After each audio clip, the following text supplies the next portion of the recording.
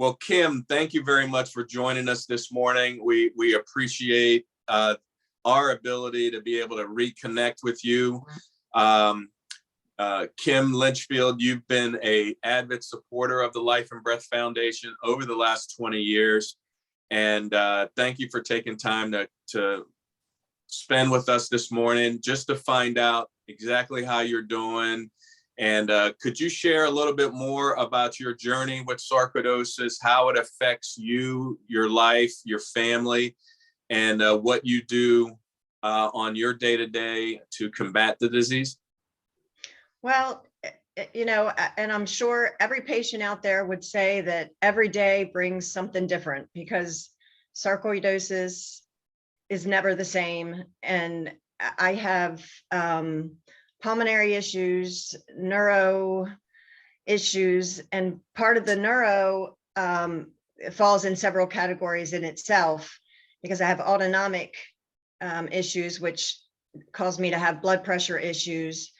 So I take meds for the blood pressure medicines. So every morning, my day is a struggle to get my meds and my fluid intake before I can even start my day. Because if I don't have enough fluids and I try to run out the door, I'm going to be down, because my blood pressure will drop in a heartbeat.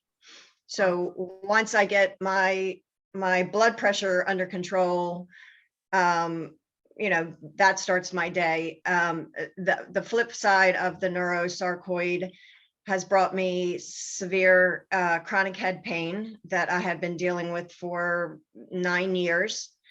So I've had to learn to deal with the head pain. And then the small fiber neuropathy is another side of the neurosarcoid. So you get a lot of pain from that as well. And there's so many different things that they have out there now to help with dealing with pain and the small fiber neuropathy. I believe you've done a couple webinars dealing with those things. And I've just found that it's just, my most recent thing is just trying to be as positive as I can. Mostly I do it for my family, for my children, try to stay positive. The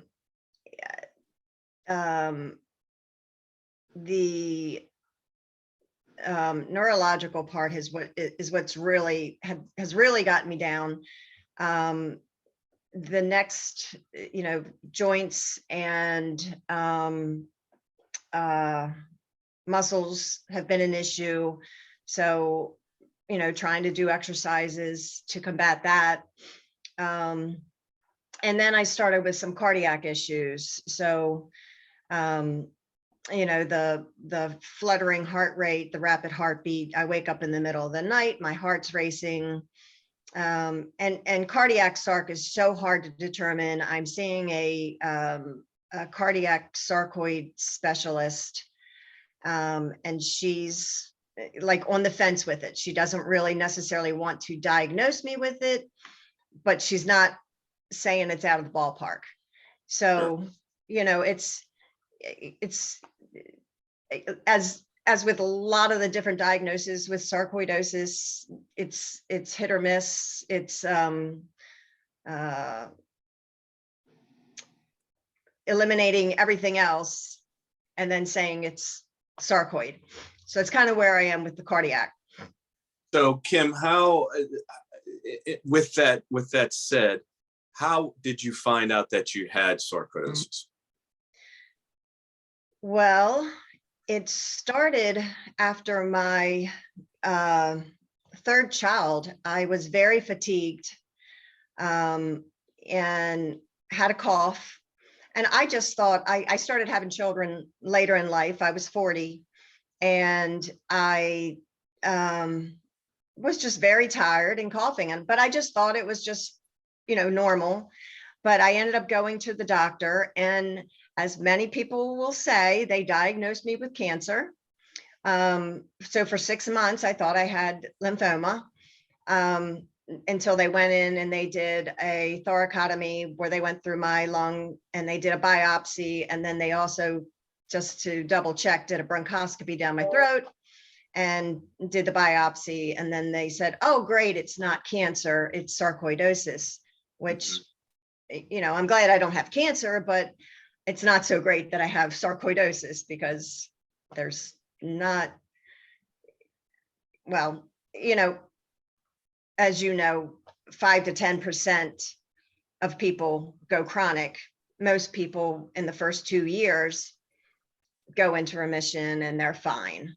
But you do have the other folks that, like me, that it spreads to other organs. So let's talk about that. The mystery disease, sarcoidosis. How have you tracked your journey with the day-to-day? You get the initial diagnosis, you're misdiagnosed, now you move into a period, now you have to manage it, you have to coordinate your care. How has that been a challenge for you, and what are the best practices that you have in play that have helped you?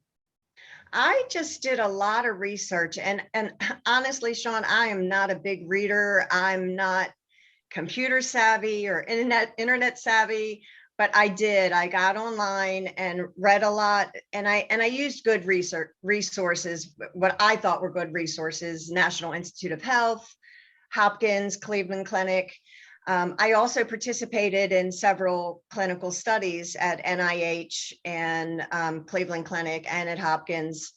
And it's surprising how much you learn when you participate in a drug clinic, or the first one at the National Institute of Health was for pulmonary sarcoid, and you learn a lot, and they're very willing to teach you about the disease because you're helping them at the same time. So it's twofold, because you feel good about yourself, because you feel like you're helping other sarcoid patients, hopefully in the future, by participating. So that was a great learning experience. And then just reading and finding other people to talk to out there, because honestly, it can be the loneliest disease. And as everybody will say, most of the time you do not look like you're sick. Right. We don't go through chemo, so we're not bald. Now when you go on steroids, of course you put on weight. I recently came off the steroids, plus part of my the small fiber neuropathy is affecting my esophagus, so I'm on a liquid diet. And so once I went on a liquid diet, I lost almost 100 pounds. So between that and the steroids, now I'm lost all the weight that I had put on when I initially went on the steroids. But it's so many contradictions, because there's not a whole lot of treatment, in my opinion, and the treatment that's there is not real good. Steroids, I already had the start of cataracts. I was just diagnosed with osteoporosis. And I'm pretty young for having osteoporosis, so, but I'll work through it. I'll just start exercising more and just keep pushing through. So Kim, how has your family supported it? You mentioned that, it's a lonely disease, especially you going through the journey by yourself. How has your family and your community helped you? My family, the people in my home, they see me on a daily basis, obviously, and they're amazing. They're wonderful and very supportive every day. How are you feeling? Can we do anything for you? And I have wonderful family and wonderful friends on the outside. The problem comes when you're talking years and years of an illness. People forget that you're still sick. And especially like in this last year, I've been out trying to do more.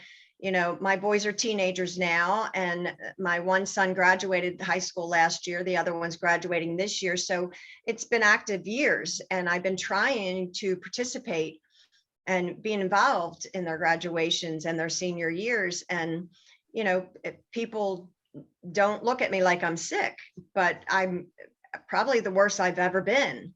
My prognosis isn't good, and my condition isn't good, and I'm in a lot of pain, but my children motivate me so much. And, my friends, they may forget for a moment, but they'll quickly turn and say, I'm praying for you. And, like this upcoming walk that we have coming, I already have friends that are already ready. Let's go. We're going to be on Team Kim. They're always willing, to do whatever they can to support me. So I do have a good support group, but it is easily forgotten when they look at you and say, you don't look sick. So. Kim, you bring up a great point, is being surrounded by family members, people in the community. The Life and Breath Foundation, you mentioned, is hosting the Take a Breath for Sarcoidosis 5K and 1K walk April 16th. And we're going to do it over a 2-week period, inviting patients, their families, their supporters to be able to come out and do exactly what you just mentioned. Exercise, promoting a healthy lifestyle for people to follow, to get those people that maybe sometimes forget that you're going through some things, but they'd be able to come out and support you with Team Kim. I think is a wonderful idea. And we're looking forward to participating with you for that event. You can find out more information on our website for the Life and Breath Foundation, www.lifeandbreath.org. Kim, before we close, is there anything best practice-wise that you could share with a fellow patient that possibly is going through the same type of journey that you're going through? What would you recommend to them? I think the biggest thing, both with your family and your medical community, is to communicate, because people really don't understand. And even your physicians, providers, I can't tell you how many times I went to a new doctor or to the ER or physical therapy and mentioned sarcoidosis, and I've been asked to spell it because they've not heard of it. I know it's becoming more common, but I have had to spell it several times. Just communicating and explaining to people exactly what it is. So many people want to say it's an autoimmune disease. Well, it's not an autoimmune disease. It's an inflammatory disease. And, I think you just have to stay upbeat, talk to your family often, remind them, because, life does go on. We are sick, we are going to have our pain. We know how we feel. When we are walking around doing our normal daily thing, people forget because they're living their story. They're not living our story. So sometimes we do have to remind them, and we can't, I don't find fault in my teenage boys when they get caught up in their school and they forget that mommy's sick. They're good-hearted kids. My friends, the same, but all I have to do is mention it, and they're there to support me. They're there to listen, they're to talk. And I would just say that, like, your group is amazing. Reading, I'm open. I'm a talker, so I'm open to talk to anybody who needs a friend. I mean, that I found full. I've met several friends with Life and Breath, and I talk to, and it's, I spoke with a young lady the other week, and her and I just went on, and we just talked about how nice it was to talk to somebody that can understand, because you can talk to other people who have other illnesses. It's not the same as talking to somebody who has sarcoidosis. It really is not the same. You know, I understand people have cancer and diabetes and other terrible diseases, but it's not sarcoidosis. Sarcoidosis is something in its own line. And unless you have it, you truly do not understand the ins and outs of it. And if you can talk to somebody who has it and can relate, it's so comforting, and you don't feel alone, because I can sit for hours and talk to my husband and he'll be like, I understand, I understand. But then to talk to Tracy or Casenta or whoever, they understand, and I know they understand, you know, they feel it. So I find a lot of comfort in talking to people who understand, or reading. There's several books out there now too, of celebrities who have sarcoidosis that have written books. So I'm not a big reader, but I have, read them, and it's been nice to know that other people have it. You know, Kim, thank you so much. You're an inspiration. You really are. You're an inspiration to us with the foundation who try to support patients such as you. But the amount of information you share today, the offer of communication, surrounding yourself with family, surrounding yourself and reaching out to fellow patients, reaching out to the Life and Breath Foundation for us to help hopefully make those connections with patients. Because I agree with you, surrounding yourself within the community allows you to understand that you are not by yourself. There are people that will help you connect with other patients, other professionals that know their way around the area of sarcoidosis and how to manage that disease. The Life and Breath Foundation has quite a few pieces of information on our website, diagnostic tools, management tools that can help you with this journey. I would invite everyone who is a patient to reach out to the Life and Breath Foundation. We'd love to be able to help you. And Kim, more importantly, I really wanted to thank you very much for spending some time with us today.